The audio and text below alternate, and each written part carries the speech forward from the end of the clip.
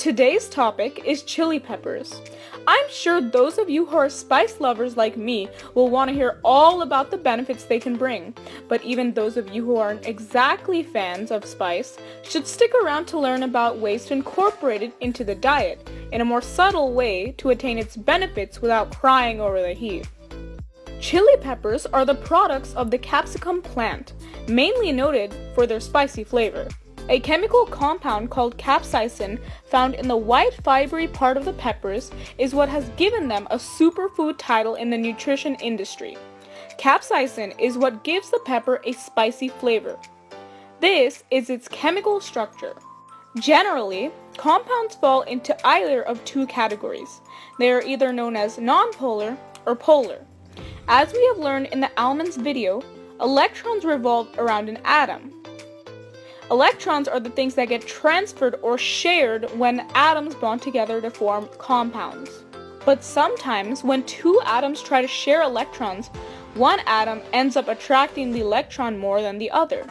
In a nonpolar compound, the sharing of electrons is distributed pretty fairly, whereas in a polar compound, there is an unequal sharing of electrons. Capsaicin is an example of a nonpolar compound. You may be aware of the fact that oil and water don't mix, and that is because oil is nonpolar and water is polar, and nonpolar and polar compounds don't mix. Like goes with like in this case. This is actually why when you drink water to reduce the spice, it doesn't work. It's because the water is unable to dissolve the capsaicin. But here's the good news. Capsaicin is able to dissolve fat, because lipid is nonpolar, which is why it is great for people trying to lose weight. Through the complex metabolism or breakdown of fat, heat is liberated, making you feel hotter when you eat spicy foods, similar to the effects of breakdown of fat during exercise. Not only does it help you burn calories, but it also lowers bad cholesterol levels, because it is able to break down the nonpolar fat on artery walls, lowering risk of atherosclerosis, stroke, heart attack, and other cardiovascular diseases. Capsaicin also increases the activation of ENOS, or endothelium-derived nitric oxide. I know, it sounds complicated, but basically it is a combination of nitrogen and oxygen created in the endothelium layer. This nitric oxide is an essential part of the regulation of the cardiovascular system. This nitric oxide relaxes and keeps blood vessels flexible, which is very important for the control over blood pressure. Furthermore, capsaicin is a mucus thinner, helping it move out of the lungs and reduce mucus congestion, and you definitely don't want mucus to clog airways. This is why your nose runs when you eat spicy foods. So spice can actually help fight flu and cold symptoms. Another thing to take into consideration is that capsaicin has been shown to reduce pain, inflammation, and the risk of cancer. In fact, capsaicin is often added to many creams to clinically treat pain and inflammation. Here's how it works. It binds onto receptors found mainly on sensory neurons.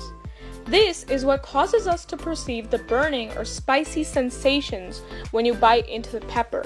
Capsaicin causes tingling and heat, but in doing so, other factors that may be causing you pain or swelling are diminished, which is why it also helps with conditions like arthritis and other injuries. Chronic inflammation often damages tissues by firing reactive oxygen species at healthy tissue, and the damage that it causes to the cell's DNA is what leads to cancer. So prevention of this chronic inflammation is very important and can be done through capsaicin. Along with this, capsaicin also has anti-tumor effects. And to learn more about how chronic inflammation occurs, watch the lemons video. Furthermore, chili peppers contain high amounts of vitamins A and C, C being a very powerful antioxidant that fights against many chronic diseases. Vitamin A is essential for the immune system. It is also full of B6 and potassium. Although, there is one thing to note. Some studies have shown that in excess, spicy foods can cause abdominal pain in some people. But the great news is that you don't need a massive amount to attain the benefits. Even a small and gradual intake of spice every day can dramatically improve your health. Okay, so now for the fun part. Delicious ways to consume the chili pepper, even for people who may not be fans of intense spice. Of course, there's the famous chili relleno, where you use the pepper as a vessel for your favorite fillings, maybe some sour cream to cool off the heat of the pepper. You can make a hot sauce or dip out of the peppers and use it for buffalo wings, or even topped on salad, or simply put it in your omelets. You can put it in soups or puree it to make enchiladas.